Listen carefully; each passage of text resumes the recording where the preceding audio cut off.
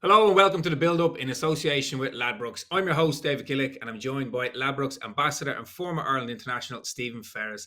Stephen, how are you keeping? Yeah, not too bad, thank you. I've had a bit of a dodgy back like over the last few days, so I'm struggling a little bit. Highly dosed up on anti-inflammatories and painkillers, so yeah, nothing much has changed since I played rugby, like which is the way I look at it. But no, everything's good. Sure, the sun's shining. That's the most important thing, David. Let's be honest though, you'd probably like to be on the golf course, would you? Well, I played golf on Monday there in Royal Portrush, and it was funny enough. It was myself and Paddy Wallace, former Ulster and Ireland out half, like played in the centre as well against a guy called Stephen Watson who works for BBC Northern Ireland, and another guy Dougie Bailey who is the Galvin Green rep for Ireland. So there's always a bit of we're doing like this Royal Challenge at the minute. So we played Royal Belfast a number of months ago. Paddy and I come out on top. So it was Royal Portrush, and then the decider is going to be Royal County Down. So Paddy Wallace and I were two down for most of the match, and we find ourselves standing on the 18th tee, one up somehow. And then Paddy lost the ball. I hit my shot over the back of the green with my second. And in fairness, it was probably a deserved half match. But you're right. I'd love to be back out in the golf course. If my back only felt a little bit better, I definitely would be out there. So you haven't lost any of that competitive spirit anyway, no? No, you know what it's like yourself. Like it's all fun and games for the first three or four holes, and then all of a sudden it starts to get edgy. Like so, no, it was good. It was good crack, and we don't take it too seriously. A bit of banter and I was, I was going, I was going to say, like, I know we're going off tangent here, but are you losing the rag at people when you're playing? How's your temperament? no, I lose my rag with myself from time to time just because I'm not particularly good. Like playoff 10, so I'm so in and out. Like I could play like Rory McIlroy for three or four holes and then have three or four blobs in a row. So, but here that's the joy of it. Like that's what keeps bringing me back to golf is because I always ask myself this question: why can I not be as good as at golf as I was at rugby? Like, you know what I mean? It cracks me up. But that's I love getting a bit of practice in when I can. But yeah, the body's a bit sore at the minute, so we'll be taking a bit of a break. Yeah, a bit of a rest. But look, we delighted to have you on, and we haven't spoken to you for a while. And obviously, there's been so much rugby taking place over the last weeks and month. Six Nations, obviously, the dust has now settled. You've obviously been involved in that yourself as a player. I'm sure you watched the recent Six Nations. From an Ireland perspective, how do you see it? How do you like? What can you kind of take from that? I think it was hugely positive. I was obviously working for RTE for a lot of the games, and because we were sharing the rights with Virgin, we weren't always covering Ireland games. And you know what? That was actually a good thing from a pundit's point of view or an analyst because you got to see how the other teams approached in much greater detail. And usually you'd be focusing on Ireland every single week and nitpicking every single week. And you know yourself, like from a journalistic point of view, you always seem to concentrate on the negatives a lot more. And even in the opening game against Wales, everybody was talking about how bad Wales were instead of how good Ireland was. And that's the narrative in professional sport is like you just jump on all the negatives as much as possible and try and put the head coach under pressure. And when players aren't performing well, and if there's an injury, it's the end of the world. And unfortunately for Ireland, they were lost their captain against France and Johnny Sexton. He wasn't able to play, but I thought he finished the campaign really strongly. And if we all look back at the games and look back at the big moments in the games, the players that were in form, I think France thoroughly deserved to win the championship and win the Grand Slam. And this has been sort of building for a few years, and France seem to be peaking at the right time. But I think Ireland can hold their heads up very high. A triple crown in the bag, which is a decade ago, a triple crown was a success in the Six Nations for Ireland. So yeah, it was brilliant, and that's a great springboard for them to go forward in the next year, and especially with a World Cup looming in September time in 2023. Was there anyone that kind of stood out for you from an Irish perspective? Like there was a few new names, when they announced the squad going into the likes of Hansen and people like that. Like, were you impressed by how they kind of held themselves? Oh, certainly was, yeah. And Andy Farrell's done a really good job since his tenure started with Ireland. That he's given guys new caps. He's extended the squad. He's not scared to bring somebody in left field. And I think Mac Hansen was certainly somebody who nobody really expected. I think everybody was hoping that Robert Balakoon would come straight in there. He'd sort of earned the stripes a little bit more than Mac Hansen. And then Mac Hansen had a couple of worldy games. Played really well. I think was he man of the match in the first game against Wales. And yeah, like it's all about taking your opportunity at the highest level. But I think the huge benefit for me in this Andy Farrell era is that the players that he's brought in have not let him down. If anything, they've risen to the occasion. And sometimes that's when you figure players out and you find out if they've definitely got the minerals to be at the top table with all the best players in the world. And I think James Lowe really impressed me on his return. He was so good in the couple of games that he played. I know he was injured coming into the tournament, but what a player to have, especially with his left foot. Johnny Sexton, of course, rolling back the years as always. And, I have to talk about the back row in particular. Jack Conan got dropped for a couple of games, put onto the bench, the Italy game, and then he started on the bench away to England. Peter O'Mahony was given that opportunity, maybe more for his leadership role and, how good he is in the line-out specifically. But, I think Jack Conan was outstanding. Josh van der Fleer and Keelan Doris have obviously nailed down those back row positions. And they're keeping themselves fit and healthy, which is another huge positive for Ireland. But yeah, I think all in all, like you could go through the whole team sheet, but if there's one guy that maybe surprised me is Jameson Gibson Park, and I think in the French game he scored a try and he sold a dummy around the breakdown and get in for a nice score, but he didn't play particularly well. Other than that, he had couple of bad box kicks, but take that game out. Like people need to understand this, and you can relate to this yourself, that you can't perform every single week at the top of your level, and if you do have a slight drop off, then it's an average game. As long as it's not a really really poor game and it's going to have costly effects to the end scoreline, then that's okay. And I think the way the Ireland team is and the players that's in it, nearly all the players, they'll have one average game or 1.5 average games during the Six Nations, but the rest of the time they're absolutely on fire, and that's what you want. And I think the public have got to understand, even Ireland when against a 13/12 man Italy at times they didn't play particularly well, but it's just one of those days where nothing really clicked and they didn't put them to the sword as many people would have expected. But in fairness, that's a good sign, isn't it? When your team doesn't play right on point, that you're still grinding out results.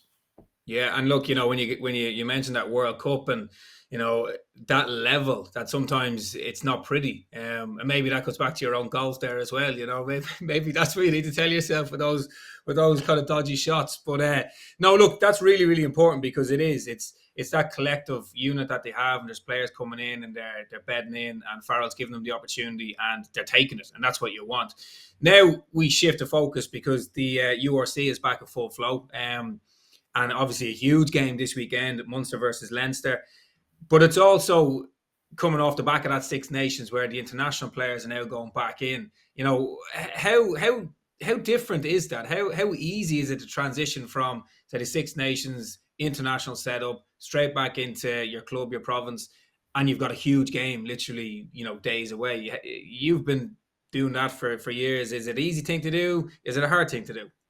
I think it's obviously different for each player. You look at the Ulster players at the minute. You've Ian Henderson, who went to South Africa, and you've guys like I don't know who's away on holiday, but obviously a number of the Leinster players have disappeared to Dubai or America to get their head shot for a week and get away from rugby because being in camp lots of people think, geez, you're down in Carton House and you're getting wined and dined and your meal's prepared for you, and then you go to the Shelburne Hotel before matches and everything's put on a plate in front of you. Tell you what, hotel life can get on top of you. Like, it really can. I think the majority of the lads as well, are in rooms on their own because of COVID and all those different situations there. So it can become quite lonely as well. Take the training out of it, take the meal times out of it. There's a lot of time spent on your own. There's a lot of time doing analysis. There's a lot of time getting physio, getting massage, going through walkthroughs for line-outs. So by the time the thing's over, your head's absolutely pickled. And then you got to get yourself back into province mode, where you got to relearn the line-outs that they've been using. There's probably been a little bit of change as well in the 68 weeks that you've been away. Maybe a few extra plays that you got to come into, maybe a couple of defensive situations that need altered, and you got to slide straight back in there. And that can be quite difficult to do, but that's what the best players are good at. They're good at fitting straight back into the system and playing at a really high level. And I like this weekend because obviously Europe's around the corner.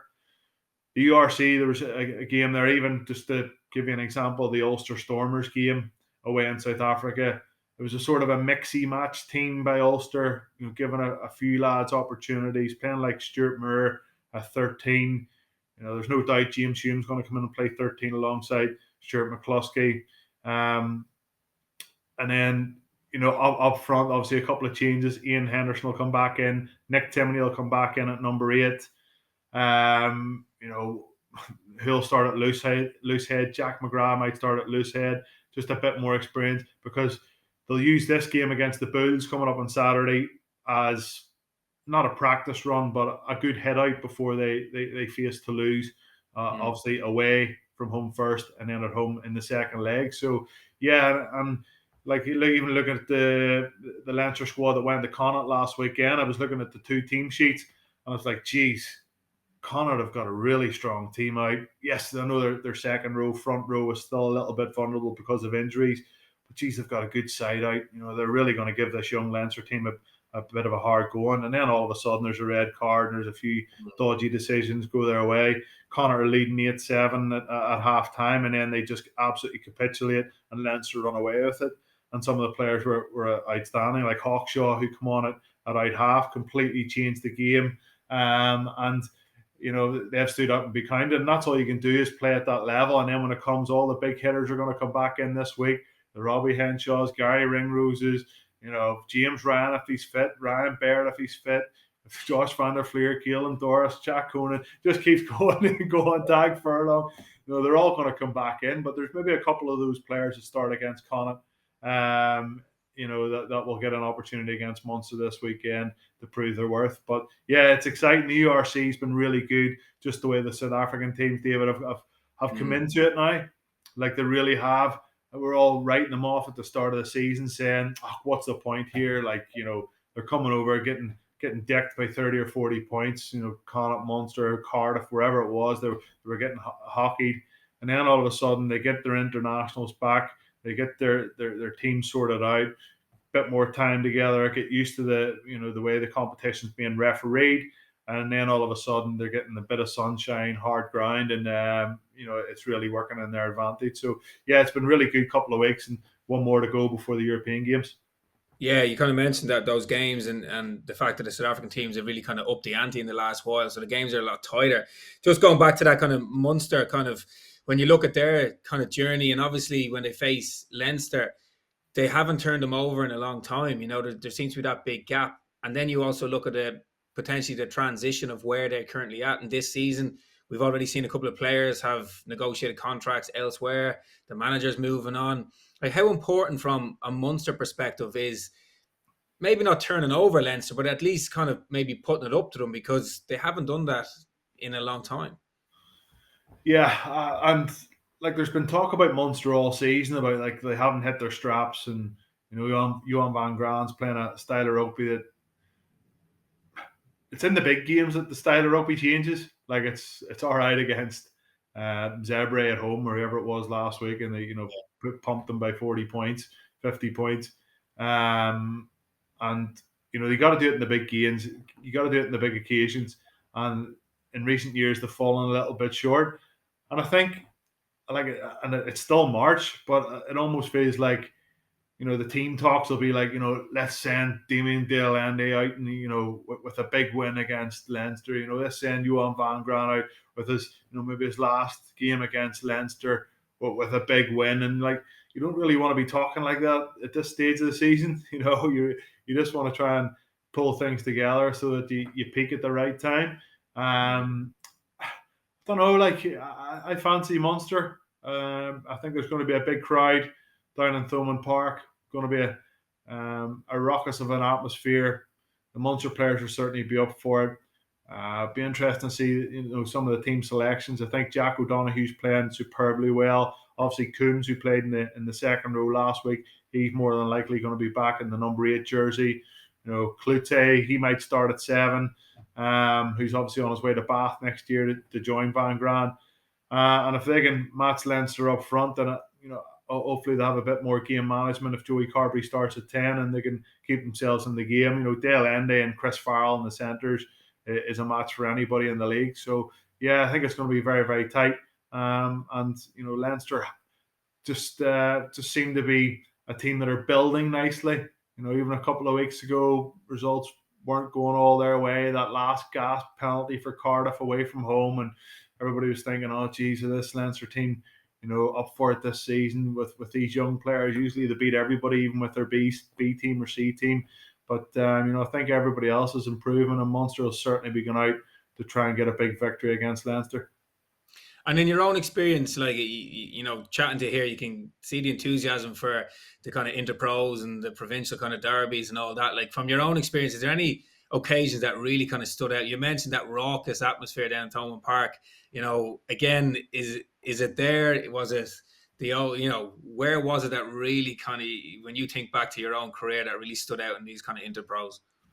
Oh, geez, with some really good ding dong, probably better ding dongs with Munster. When I was playing with Ulster, I think because we were probably more evenly matched and Leinster were too good, so it made things a little bit easier for us in the pitch.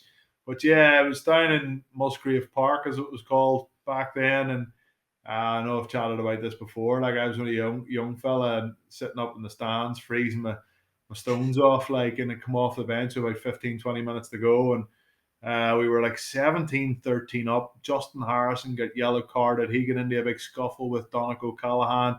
There was bodies flying over the hoardings at the side of the pitch. There was no TMOs or video replays, even back in. You got away with stuff, did you? Yeah, 2006, 2007. Come onto the pitch and there was lots of verbals between O'Gara and myself, and he was getting stuck into my ear, saying, "Oh, you think you're this young kid? You're rubbish. You're this, you're that, and all the rest of it." And me and Rog got on like a house on fire. Now he's an absolute, great bloke, great lad. But we always have a bit of a giggle about that day. He tells everybody he can't remember it, just to get away with it. But we ended up winning. I think it was 20 points to 17. We won that day, down in Musgrave Park. And I remember sitting eating pizza in the change room afterwards. A local pizza company dropped around a load of pizzas. Talk about getting your calories in after a match. It's protein shakes and ice baths nowadays. It was pizza and a beer, even back in 2006. So that was my kind of first taste of real rivalry. Musgrave Park was packed out, loads of people standing. Real bit of a hostile atmosphere. You're warming up and people are slating, at the side of the pitch. Good old days. That's my first kind of taste of interprovincial rugby back then. And just kind of touch on something there. Is it a case where you're on international duty and you're all together and you're all in the hotels and in that kind of unit, and then 2 weeks later you're on the pitch and there's verbals going left and right? Is that the case? Yeah, it is. You kind of have the crap, but yourself, rugby's a game of knock the absolutely living daylights out of each other for 80 minutes, and then as soon as the final whistle goes, you shake hands and you have a yarn as you're walking off the pitch. Or remember Neil Best was lying at the bottom of a ruck against Leinster, and Leo Cullen was at the bottom of the ruck beside him, and I think Bestie had him in a headlock or something, and Bestie was asking him, what his mum got him for Christmas and stuff. It was just having a bit of crack and, walking off the pitch. It always has a few laughs afterwards. And then, of course, you come back into camp. And unfortunately as an Ulsterman, as an Ulster player, it was never particularly good coming off the back of a European kind of campaign and walking into the Six Nations, because generally we were out. We were with a couple of games to go, but mathematically we couldn't actually qualify. Where Leinster were 4 out of 4 and Munster were 3 out of 4 and looking good, and the 3 or 4 Connacht lads that were there as well, they were obviously on the same as us. So it was difficult to walk in and shake everybody's hand and go, congrats, last week and beating Toulouse away from home. Well done, you're teed up nicely. And not that, you know what, it probably was a little bit jealous, of course, you want to be in the same position as them. But your focus just got to turn straight into international duty, straight into the team. And I have so many good friends from my Ireland days, from all the other provinces that I still keep in touch with. So I must have been doing something right. You must have been. And just finally, and we touched on it there already, but Ulster in South Africa against the Bulls, and you have Connacht taking on Benetton. Obviously 2 Irish sides. How do you see those games going? Yeah, I think the Ulster game, it could be the game of the weekend. I mentioned it earlier about the changes on the team sheet for Ulster. I certainly expect the only one that's not there out in South Africa is Robert Balakoon. I think he's either got COVID or sickness or something, and he didn't travel out. So I'd say if he's fit next week, he probably will start against Toulouse. However, some of the young lads like Ethan McElroy and Craig Gilroy have been playing pretty well of late. And then it's going to be either Nathan Doak or John Cooney at 9, and then the rest of the back line picks itself. Up front is going to be pretty strong, but you have Early Lowe, the number 8 for the Bulls. You've Marcel Coetzee, the former number 8 for Ulster. He's been playing a lot at 6 this year. Just a couple of other huge South African boys who can really turn it on physically. And they've been absolutely hammering teams at home by 40, 50 points. I don't think it's going to be a really high scoring game, this one. I think Ulster are going to, defensively, they are the best team in the URC. They don't concede that many tries. And even against the Stormers last weekend, they were 14-0 down, and they completely changed the tactics. Went back to a bit of a lethargic game plan of box kicking, trying to make them make mistakes, live off that mistake, get a penalty, then go to their maul, which is really strong, get another penalty. Next thing you know, it's 14-7. And then they got themselves back into the game, where in years gone by, Ulster would have tried to play this fast, expansive rugby. And it was 23, 24 degrees in Cape Town, but yet they were very, very good at changing the complete dynamic of the game. And then the Stormers tried to hold on to a 14-point lead for 74 minutes of the game. And it nearly cost them in the end. I know, a very, very controversial decision. But moving into the Bulls, if it does get really physical and they are losing those physicality up front, then expect them to change the game plan, expect them to do something a little bit different. And it's going to be a really good game, and hopefully Ulster can get a win down there. But I think this Bulls team is going to lay down a bit of a marker and try and beat one of the top sides at home. Yeah. Well, look, we appreciate your time. It's going to be a fascinating weekend. And, thanks for joining us, and we'll catch up with you next week for more.